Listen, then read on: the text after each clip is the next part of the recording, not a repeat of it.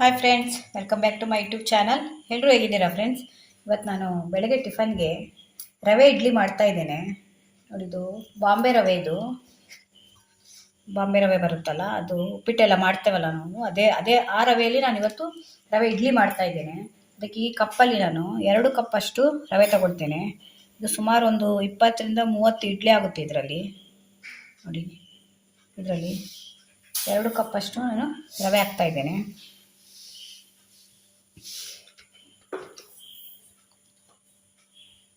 ಉಪ್ಪಿಟ್ಟೆಲ್ಲ ಮಾಡ್ತೀವಲ್ಲ, ಬಾಂಬೆ ರವೆ ಅಂತ ಹೇಳ್ತೇವಲ್ಲ, ಇದ್ರದ್ದು ಇದ್ರದ್ದು ರವೆದ್ದು ಇಡ್ಲಿ ತುಂಬ ಚೆನ್ನಾಗಾಗುತ್ತೆ. ಬನ್ನಿ, ಇವಾಗ ನಾನು ತೋರಿಸ್ತೇನೆ ಹೇಗೆ ಮಾಡೋದು ಅಂತ.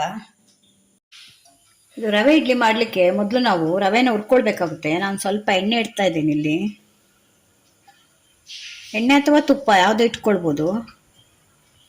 ನಾನಿಲ್ಲಿ 1 ಸ್ಪೂನ್ ಎಣ್ಣೆ ಹಾಕಿದ್ದೇನೆ, 1 ಸ್ಪೂನ್ ಅಷ್ಟು ತುಪ್ಪ ಹಾಕ್ತಾ ಇದ್ದೇನೆ. ನೀವು ಬೇಕಿದ್ರೆ ಬರೀ ಎಣ್ಣೆ ಕೂಡ ಹಾಕ್ಕೊಳ್ಬೋದು, ಇಲ್ಲಾಂದ್ರೆ ಬರೀ ತುಪ್ಪ ಕೂಡ ಹಾಕ್ಕೊಳ್ಬೋದು. ನಾನು 2 ಮಿಕ್ಸ್ ಮಾಡಿ ಹಾಕ್ತಾ ಇದ್ದೇನೆ. ಇವಾಗ ಇದು ಬಿಸಿ ಆದಮೇಲೆ ಇದಕ್ಕೊಂದು ಸ್ವಲ್ಪ 1 ಸ್ಪೂನ್ ಅಷ್ಟು ನಾನು ಕಡಲೆಬೇಳೆ ಹಾಕ್ತಾ ಇದ್ದೇನೆ. ಕಡಲೆಬೇಳೆ ಒಂದು ಸ್ವಲ್ಪ ಕಲರ್ ಚೇಂಜ್ ಆಗಬೇಕು. ಇವಾಗ ಕಡಲೆಬೇಳೆ ಒಂದು ಸ್ವಲ್ಪ ಕಲರ್ ಚೇಂಜ್ ಆದಾಗ ನಾನು 1 ಸ್ಪೂನ್ ಅಷ್ಟು ಸಾಸಿವೆ ಹಾಕ್ತಾ ಇದ್ದೇನೆ. ಇದಕ್ಕೆ ಸಾಸಿವೆ ಒಂದು ಸ್ವಲ್ಪ ಸಿಡಿದ ಮೇಲೆ ಸಿಡಿತಾ ಇದೆ ನೋಡಿ. ಇವಾಗ ಅದಕ್ಕೊಂದು ಸ್ವಲ್ಪ ಗೋಡಂಬಿ ಕಟ್ ಮಾಡಿದ್ದೇನೆ. ಗೋಡಂಬಿ ಸಣ್ಣ ಈ ರೀತಿ ಗೋಡಂಬಿ ಹಾಕ್ತಾ ಇದ್ದೇನೆ. 3 ರಿಂದ 4 ಗೋಡಂಬಿ ತಗೊಂಡಿದ್ದೇನೆ. ಮತ್ತೊಂದು ಸ್ವಲ್ಪ ಕರಿಬೇವನ್ನು ಕಟ್ ಮಾಡಿ ಹಾಕ್ಕೊಂಡಿದ್ದೇನೆ. ಇದು ಆಪ್ಷನಲ್, ನಿಮಗೆ ಬೇಕಾದರೆ ಹಾಕ್ಕೊಳ್ಬೋದು. ಆ ಮಕ್ಕಳು ಸ್ವಲ್ಪ ತಿನ್ನಿ ಅಂತ ಹಾಕಿದ್ದೇನೆ. ಇದೆಲ್ಲ ಒಂದು ಸ್ವಲ್ಪ ಫ್ರೈ ಆಗಬೇಕು. ನಿಮಗೆ ಬೇಕಾದರೆ ಈ ಟೈಮಲ್ಲಿ ನೀವು ಹಸಿಮೆಣಸಿನ್ಕಾಯಿ ಕೂಡ ಸಣ್ಣಗೆ ಕಟ್ ಮಾಡಿ ಹಾಕ್ಕೊಳ್ಬೋದು. ಒಂದು ಸ್ವಲ್ಪ ಇದು ಗೋಡಂಬಿ ಎಲ್ಲ ಒಂದು ಸ್ವಲ್ಪ ಫ್ರೈ ಆಗಬೇಕು. ತುಂಬ ಚೆನ್ನಾಗಿರುತ್ತೆ. ಹೆಚ್ಚಾಗಿ ನಾವು ಬನ್ಸಿ ರವೆಯಲ್ಲೆಲ್ಲ ರವೆ ಇಡ್ಲಿ ಮಾಡ್ತೇವಲ್ಲ, ನೀವು ಬಾಂಬೆ ರವೆಯಲ್ಲಿ ಕೂಡ ರವೆ ಇಡ್ಲಿ ಮಾಡ್ಬೋದು. ಅದು ಕೂಡ ಅಷ್ಟೇ ರುಚಿಯಾಗಿರುತ್ತೆ. ಇದ್ರ ಜೊತೆಯಲ್ಲಿ ಒಂದು ಚಟ್ನಿ ಮಾಡ್ಕೊಳ್ಬೇಕು, ನೀರು ಚಟ್ನಿ ಥರ ಮಾಡಿಕೊಂಡ್ರೆ ತುಂಬ ಬೆಳಗಿನ ಟಿಫನ್ಗೆ ಹೇಳಿ ಮಾಡಿಸಿದಾಗೆ ಇರುತ್ತೆ. ಮಕ್ಕಳು ದೊಡ್ಡವರು ಎಲ್ಲರೂ ಇಷ್ಟಪಟ್ಟು ತಿಂತಾರೆ, ಅಷ್ಟು ರುಚಿಯಾಗಿರುತ್ತೆ ಇದು.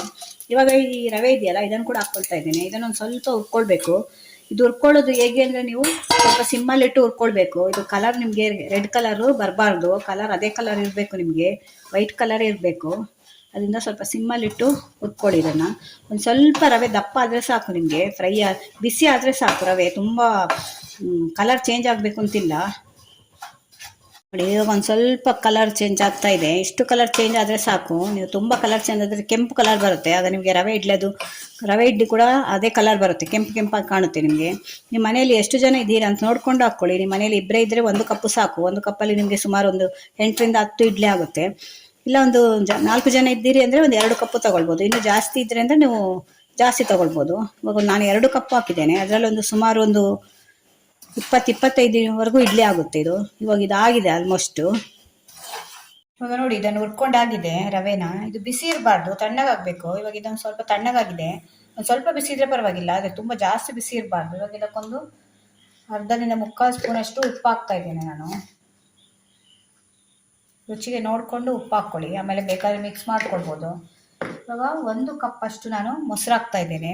ಇನ್ನು ಮಾತ್ರ ಬೆಣ್ಣೆ ತೆಗೆದ ಮೊಸರಿದ್ರೂ ಆಗುತ್ತೆ, ಸ್ವಲ್ಪ ಹುಳಿ ಮೊಸರಿದ್ರೂ ಪರವಾಗಿಲ್ಲ. 1 ಕಪ್ ಅಷ್ಟು ಮೊಸರು ಹಾಕಿ ಇವಾಗ ಇದನ್ನು ಮೊಸರಲ್ಲಿ ಕಲಿಸ್ಬೇಕು. ನೋಡ್ಕೊಂಡು ಹಾಕ್ಕೊಳ್ಳಿ ಮೊಸರು ಕಲಿಸುವಾಗ. ಮೊದಲು ಕಲಿಸುವಾಗ ನೀವು ಮೊಸರು ಹಾಕಿ ಕಲಿಸ್ಕೊಳ್ಳಿ, ಆಮೇಲೆ ಬೇಕಾದರೆ ನಿಮಗೆ ನೀರು ಮಿಕ್ಸ್ ಮಾಡ್ಕೊಳ್ಬೋದು. ಯಾಕೆಂದರೆ ನಾವು ಸ್ವಲ್ಪ ಹೊತ್ತು ಇದನ್ನು ಹಾಗೆ ಇಡಬೇಕು. ಹಾಗೆ ಇಟ್ಟಾಗ ಅದು ರವೆ ನೆನೆಯುತ್ತಲ್ಲ, ಆಗ ನೆನೆಯುವಾಗ ಅದು ಎಲ್ಲ ಎಳ್ಕೊಳ್ಳುತ್ತೆ, ನೀರೆಲ್ಲ ನೋಡಿ ಎಷ್ಟು ಎಳ್ಕೊಳ್ಳುತ್ತೆ. ಅವಾಗಿನ ಎಲ್ಲ ಮೊಸರು ಹಾಕ್ತಾ ಇದ್ದೇನೆ. ನಿಮಗೆ ಮೊಸರಲ್ಲಿ ಕಲಿಸೋದ್ರಿಂದ ಏನಾಗುತ್ತೆ ಅಂದರೆ ತುಂಬ ಸಾಫ್ಟಾಗಿ ಬರುತ್ತೆ ಅದು ಇಡ್ಲಿ. ಈಗ ಮೊಸರಲ್ಲಿ ಒಂದ್ಸಲ ಮಿಕ್ಸ್ ಮಾಡಿದೆ ನೋಡಿ. ಇವಾಗ ಇದೊಂದು 10 ರಿಂದ 15 ನಿಮಿಷ ಇದು ನೆನಿಬೇಕು. ಇವಾಗ ಮೊಸರಲ್ಲಿ ನೆನಿಬೇಕಿದು ರವೆ, ಆಗಲೇ ನಿಮಗೆ ಅದು ಸಾಫ್ಟ್ ಬರೋದು ಮತ್ತು ಆ ರುಚಿ ಬರೋದು. ಇವಾಗ ಹಾಗೆ ಮುಚ್ಚಿಡ್ತೇನೆ. ಅಷ್ಟರಲ್ಲಿ ನಾವು ಇದಕ್ಕೊಂದು ಚಟ್ನಿ ಮಾಡ್ಕೊಳ್ಳೋಣ. ಈಗ ರವೆ ಇಡ್ಲಿಗೆ ಒಂದು ಚಟ್ನಿ ರುಬ್ಕೊಳ್ತಾ ಇದ್ದೇನೆ. ಒಂದು 2 ಸ್ಪೂನಷ್ಟು ಕಡಲೆಕೊಬ್ಬು ತಗೊಂಡಿದ್ದೇನೆ. ಅದಕ್ಕೊಂದು 2 ಸ್ಪೂನಷ್ಟು ನಾನು ತೆಂಗಿನ ತುರಿ ಹಾಕ್ತಾ ಇದ್ದೇನೆ. 2 ರಿಂದ 3 ಸ್ಪೂನ್ ಹಾಕ್ತೇನೆ. ಇದು ಒಂಥರ ಗ್ರೀನ್ ಚಟ್ನಿ ಥರ ಮಾಡ್ತಾ ಇದ್ದೇನೆ. ನೀರಾಗಿ ಮಾಡ್ತೇನೆ ಚಟ್ನಿ ನಾನು. ಸ್ವಲ್ಪ ನೀರಾಗಿ ಮಾಡಿದರೆ ಚೆನ್ನಾಗಿರುತ್ತೆ ಚಟ್ನಿ. ಯಾವಾಗಲೂ ನಾವು ಇಡ್ಲಿಗೆ ಮಾಡ್ಕೊಳ್ಳುವಾಗ ಸ್ವಲ್ಪ ಚಟ್ನಿ ನೀರಾಗಿರಬೇಕು. ಇದೊಂದು 3 ರಿಂದ 4 ಸ್ಪೂನ್ ಹಾಕಿದ್ದೇನೆ. ಒಂದು ಸ್ವಲ್ಪ ಇದಕ್ಕೆ ಪುದೀನ ಹಾಕ್ತಾ ಇದ್ದೇನೆ. ಪುದೀನ ಹಾಕೋದ್ರಿಂದ ತುಂಬ ಫ್ಲೇವರ್ ಚೆನ್ನಾಗಿರುತ್ತೆ ಇದು. ಮತ್ತೊಂದು ಸ್ವಲ್ಪ ಕೊತ್ತಂಬರಿ ಸೊಪ್ಪು, ಮತ್ತೊಂದು 2 ಚಿಕ್ಕ ಪೀಸು ಶುಂಠಿ ತಗೊಂಡಿದ್ದೇನೆ, ಅದನ್ನು ಕೂಡ ಹಾಕ್ತಾ ಇದ್ದೇನೆ. ಒಂದು ಸ್ವಲ್ಪ ಹುಳಿ ಮತ್ತು ಖಾರಕ್ಕೆ 2 ಹಸಿಮೆಣಸಿನ್ಕಾಯಿ. ಇವಾಗ ಇದನ್ನು ರುಬ್ಕೊಂಡು ಬರ್ತೇನೆ. ಇದಕ್ಕೊಂದು ಸ್ವಲ್ಪ ಉಪ್ಪು ಹಾಕಬೇಕು. ಉಪ್ಪು ಹಾಕಿ ಸ್ವಲ್ಪ ರುಬ್ಕೊಂಡು ಬರ್ತೇನೆ. ಇವಾಗ ಒಂದು ಅರ್ಧ ಸ್ಪೂನಷ್ಟು ಉಪ್ಪು ಹಾಕ್ತಾ ಇದ್ದೇನೆ. ನೋಡಿ, ಈಗ ಚಟ್ನಿ ರುಬ್ಕೊಂಡಾಗಿದೆ, ಕಾಣ್ತಿದೆ ನೋಡಿ. ಪುದೀನ ಹಾಕೋದ್ರಿಂದ ಟೇಸ್ಟ್ ತುಂಬ ಚೆನ್ನಾಗಿ ಬರುತ್ತೆ. ನೀವು ಒಂದ್ಸಲ ಟ್ರೈ ಮಾಡಿ ನೋಡಿ. ಈ ರೀತಿ ಹಾಗೆ ಮಾಡ್ಕೊಳ್ಳೋ ಬದಲು ಒಂದು ಸ್ವಲ್ಪ ಪುದೀನ ಹಾಕಿದರೆ ಅದರ ಫ್ಲೇವರ್ ಕೂಡ ಚೆನ್ನಾಗಿರುತ್ತೆ ಮತ್ತು ರುಚಿ ಕೂಡ ಚೆನ್ನಾಗಿರುತ್ತೆ. ನಿಮಗೆ ಖಾರ ನೋಡ್ಕೊಂಡು ಹಾಕ್ಕೊಳ್ಳಿ. ನಾನು 2 ಹಸಿಮೆಣಸಿನ್ಕಾಯಿ ಹಾಕಿದ್ದೇನೆ. ಅದು ತುಂಬ ಖಾರ ಇದೆ, ಆದ್ದರಿಂದ ನಿಮಗೆ ಖಾರ ಜಾಸ್ತಿ ಬೇಕು ಅಂದರೆ ಇನ್ನೂ ಸ್ವಲ್ಪ ಜಾಸ್ತಿ ಹಾಕ್ಕೊಳ್ಬೋದು. ಇವಾಗ ಚಟ್ನಿ ರೆಡಿ ಆಯಿತು. ಇವಾಗ ಇದಕ್ಕೊಂದು ಒಗ್ಗರಣೆ ಹಾಕೋಣ. ಈ ಚಟ್ನಿನ ನೀವು ಸ್ವಲ್ಪ ಗಟ್ಟಿ ಮಾಡ್ಕೊಳ್ಬಾರ್ದು, ಸ್ವಲ್ಪ ನೀರಾಗೆ ಮಾಡ್ಕೊಳ್ಬೇಕು. ಯಾಕೆಂದರೆ ನಾವು ಇಡ್ಲಿಗೆ ಮಾಡ್ಕೊಳ್ಳುವಾಗ, ಈಗ ದೋಸೆಗೆಲ್ಲ ಮಾಡಿಕೊಂಡ್ರೆ ನಾವು ಗಟ್ಟಿ ಇದ್ರೆ ಗಟ್ಟಿ ಚಟ್ನಿ ಚೆನ್ನಾಗಿರುತ್ತೆ. ಆದರೆ ಇಡ್ಲಿಗೆ ಮಾಡ್ಕೊಳ್ಳುವಾಗ ಸ್ವಲ್ಪ ನೀರಿರಬೇಕು. ಇನ್ನೂ ಸ್ವಲ್ಪ ನೀರು ಹಾಕ್ತಾ ಇದ್ದೇನೆ ನೋಡಿ. ಈ ಕನ್ಸಿಸ್ಟೆನ್ಸಿಯಲ್ಲಿ ಇರಲಿ, ಇನ್ನೂ ಸ್ವಲ್ಪ ನೀರು ಮಾಡ್ಕೊಳ್ಬೋದು ನೋಡಿ. ಇಷ್ಟು ನೀರು ಮಾಡ್ಕೊಂಡಿದ್ದೇನೆ ನಾನು. ಅವರವರೇ ಇಷ್ಟ. ನಮಗೆ ನೀರು ಚಟ್ನಿನೇ ಇಷ್ಟ. ಗ್ರೀನ್ ಕಲರ್ ಕಾಣ್ತಾ ಇದೆ ನೋಡಿ, ನಾವು ಪುದೀನ ಎಲ್ಲ ಹಾಕಿರೋದ್ರಿಂದ ತುಂಬ ಚೆನ್ನಾಗಿರುತ್ತೆ. ಪುದೀನ ಹಾಕಿದರೆ ಒಂದ್ಸಲ ಈ ರೀತಿ ಚಟ್ನಿ ಮಾಡ್ಕೊಂಡು ನೋಡಿ. ಇವಾಗ ಇದಕ್ಕೊಂದು ಒಗ್ಗರಣೆ ಮಾಡೋಣ. ಇವಾಗ ಒಗ್ಗರಣೆಗೆ ಸ್ವಲ್ಪ ಸಾಸಿವೆ, ಒಂದು ಸ್ವಲ್ಪ ಜೀರಿಗೆ, ಒಂದು ಸ್ವಲ್ಪ ಉದ್ದಿನಬೇಳೆ, ಮತ್ತೊಂದು ಸ್ವಲ್ಪ ಕರಿಬೇವು ಮತ್ತು ಒಂದು ಕೆಂಪು ಮೆಣಸಿನ್ಕಾಯಿ ಹಾಕ್ತಾಯಿದ್ದೀನಿ. ನಿಮಗೆ ಬೇಕಿದ್ರೆ ಮಾತ್ರ ಒಗ್ಗರಣೆ ಹಾಕ್ಕೊಳ್ಬೋದು, ಬೇಡ ಅಂದರೆ ಸ್ಕಿಪ್ ಮಾಡ್ಕೊಳ್ಬೋದು. ಅದರ ಒಗ್ಗರಣೆ ಹಾಕೋದ್ರಿಂದ ಚಟ್ನಿಗೊಂದು ಫ್ಲೇವರ್ ಬರುತ್ತೆ, ರುಚಿ ಕೂಡ ಚೆನ್ನಾಗಿ ಬರುತ್ತೆ. ಕೆಲವರು ಒಗ್ಗರಣೆ ಹಾಕಲ್ಲ, ಹಾಗೇ ತಿಂತಾರೆ. ಆದರೆ ನಮಗೆ ಹೇಗೆ ಅಂದರೆ ಒಗ್ಗರಣೆ ಇರಬೇಕು ಚಟ್ನಿಗೆ, ಅದರಿಂದ ಒಗ್ಗರಣೆ ಮಾಡ್ತಾಯಿದ್ದೀನಿ. ಒಗ್ಗರಣೆ ಆಯಿತು. ಒಂದು ಇಡ್ಲಿಗೆ ಗ್ರೀನ್ ಚಟ್ನಿ ರೆಡಿ ಆಯಿತು. ಇವಾಗ ನೋಡಿ, ರವೆ ಎಲ್ಲ ನೆಂದು ಹೇಗೆ ಎಳ್ಕೊಂಡಿದೆ ನೋಡಿ. ನಾವು ಹಾಕಿದ ಅಷ್ಟು ಮೊಸರು ಎಲ್ಲ ಎಳ್ಕೊಂಡಿದೆ. ಇವಾಗ ಇದಕ್ಕೊಂದು ಸ್ವಲ್ಪ ನಾನು ಕೊತ್ತಂಬರಿ ಸೊಪ್ಪು ಹಾಕ್ತಾ ಇದ್ದೇನೆ. ಒಂದು ಸ್ವಲ್ಪ ಸಾಕು ಕೊತ್ತಂಬರಿ ಸೊಪ್ಪು.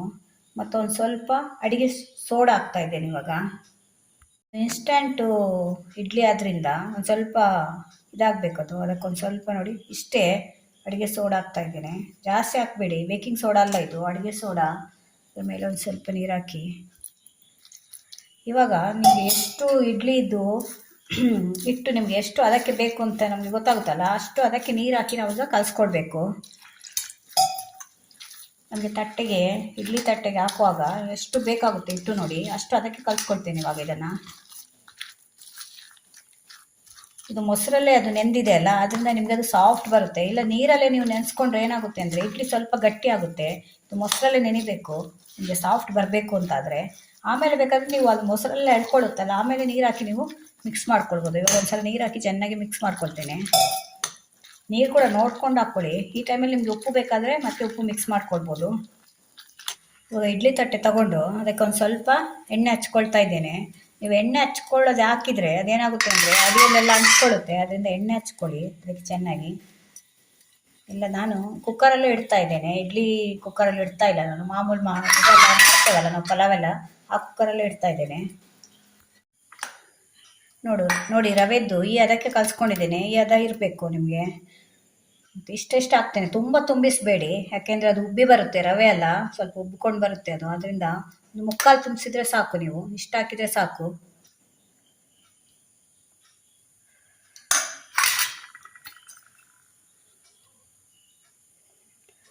ಒಂದು 15ರಿಂದ 20 ನಿಮಿಷ ಬೇಯಿಸ್ಕೊಳ್ಬೇಕಿದು. ಕೆಳಗೆ ಮಾತ್ರ ನೀವು ಎಣ್ಣೆ ಹಚ್ಚಲೇಬೇಕು. ಎಣ್ಣೆ ಹಚ್ಚಿಲ್ಲ ಅಂದರೆ ಅದು ಹೇಳಲಿಕ್ಕೆ ತುಂಬ ಕಷ್ಟ ಅದು. ಅದರಿಂದ ಎಣ್ಣೆ ಹಚ್ಕೊಳ್ಳಿ. ಒಂದ್ಸರಿ ಎಲ್ಲದಕ್ಕೂ ನಾನು ಫಿಲ್ ಮಾಡ್ಕೊಂಡು ಬರ್ತೇನೆ. ನೋಡಿ, ಈಗ ಎಲ್ಲದಕ್ಕೆ ಹಾಕಿದ್ದೇನೆ. ನಾವು ಇದರಲ್ಲಿ 5 ಸ್ಟ್ಯಾಂಡ್ ಇದೆ. 1 2 3 4 5 6 ಇದೆ ಇದರಲ್ಲಿ. ಒಂದು ಸಲಕ್ಕೆ ನಿಮಗೆ 24 ಇಡ್ಲಿ ಆಗುತ್ತೆ. ಇದರಲ್ಲಿ 3 6 ಇದೆ, ಒಂದರಲ್ಲಿ 4 ಅಂದರೆ 24 ಇಡ್ಲಿ ಆಗುತ್ತೆ. ಇನ್ನೂ ಸ್ವಲ್ಪ ಇದೆ. ಆಲ್ಮೋಸ್ಟ್ ನಿಮಗೆ 30-32 ಇಡ್ಲಿ ಆಗುತ್ತೆ ಇದು 2 ಕಪ್ಪು ರವೆಯಲ್ಲಿ. ಇವಾಗ ಬೇಯಲಿಕ್ಕೆ ಇಡೋಣ. ಕುಕ್ಕರು ನೀರಿಟ್ಟು ಬಿಸಿಗೆ ಇಟ್ಟಿದ್ದೇನೆ. ನಾನು ಕುಕ್ಕರಲ್ಲೇ ಇಡ್ತಾ ಇದ್ದೇನೆ. ಅದರಿಂದ ಅದರದ್ದು ಪ್ಲೇಟ್ ಇದೆ, ಅದನ್ನಿಟ್ಟು ಇದು ಇಡ್ತಾ ಇದ್ದೇನೆ ನೋಡಿ. ಅದರದ್ದೊಂದು ಪ್ಲೇಟ್ ಇದೆ. ಒಟ್ಟು 6 ಪ್ಲೇಟ್ ಇದೆ. ಇವಾಗಿನ 15 ನಿಮಿಷದಷ್ಟು ನಾನು ಮೀಡಿಯಮಲ್ಲಿಟ್ಟು ಮುಚ್ಚಿಡ್ತೇನೆ. ವಿಸಿಲೆಲ್ಲ ಏನು ಹಾಕ್ಲಿಕ್ಕಿಲ್ಲ, ಹಾಗೆ ಇದು ಹಬೆ ಹೋಗಬೇಕು. 15 ನಿಮಿಷ ಇಡ್ತಾ ಇದ್ದೇನೆ. ಮೀಡಿಯಮಲ್ಲಿ ಇಡ್ತೇನೆ, ತುಂಬ ಸಿಮ್ಮಲ್ಲಿ ಕೂಡ ಇಡಬೇಡಿ ಮತ್ತು ಹೈಯಲ್ಲಿ ಕೂಡ ಇಡಬೇಡಿ. ಮೀಡಿಯಮಲ್ಲಿ ಇಟ್ಟು ಒಂದು 15 ನಿಮಿಷದವರೆಗೂ ಇದನ್ನು ಬೇಯಿಸ್ಕೊಳ್ಬೇಕು. 15 ನಿಮಿಷ ಆಗಿದೆ. ಈಗ ತೆಗೆದು ನೋಡೋಣ. ನೋಡಿ ಎಷ್ಟು ಚೆನ್ನಾಗಿ ಬೆಂದಿದೆ ಅಂತ. ತುಂಬ ಚೆನ್ನಾಗಿ ಬೆಂದಿದೆ. ಈಗ ತೆಗಿಯೋಣ. ನೋಡಿ ಈಗ ಬಿಸಿ ಇದೆ, ಒಂದು ಸ್ವಲ್ಪ ಆರಿದ್ರೆ ಚೆನ್ನಾಗಿ ತೆಗಿಲಿಕ್ಕೆ ಬರುತ್ತೆ, ಈಸಿಯಾಗಿ ಹೇಳುತ್ತೆ ಅದೇ. ನೋಡಿ ಎಷ್ಟು ಚೆಂದ ಮಾಡಿ ಹೇಳ್ತಾ ಇದೆ ನೋಡಿ, ತುಂಬ ಚೆನ್ನಾಗಿರುತ್ತೆ. ಒಂದ್ಸಲ ಟ್ರೈ ಮಾಡಿ ನೋಡಿ, ಎಷ್ಟು ಚೆನ್ನಾಗಿ ಬರ್ತಾ ಇದೆ ನೋಡಿ. ಇದು ಕೆಳಗೆ ಎಣ್ಣೆ ಹಾಕೋದ್ರಿಂದ ಈಸಿಯಾಗಿ ಹೇಳುತ್ತೆ ಅದು ನೋಡಿ. ನೋಡಿ ಫ್ರೆಂಡ್ಸ್, ಇವಾಗ ತಣ್ಣಗಾಗಿದೆ. ತಣ್ಣಗಾದರೆ ಎಷ್ಟು ಈಸಿಯಾಗಿ ಹೇಳಿಸ್ಲಿಕ್ಕೆ ಬರುತ್ತೆ ನೋಡಿ. ಏನು ಕಷ್ಟಪಡಬೇಕು ಅಂತ ಇಲ್ಲ, ಈಸಿಯಾಗಿ ಮಾಡ್ಕೊಳ್ಬೋದು. ಇದು ತುಂಬ ಈಸಿ ರೆಸಿಪಿ ಕೂಡ. ನೀವು ಬೆಳಗ್ಗೆ ಟಿಫನ್ ಏನು ಮಾಡೋದು, ಬಾಕ್ಸಿಗೆ ಏನು ಮಾಡೋದು ಅಂತ ಆಲೋಚನೆ ಮಾಡ್ತಾ ಇರುವಾಗ ಈ ರೀತಿ ರವೆ ಇಡ್ಲಿ ಮಾಡ್ಕೊಳ್ಬೋದು.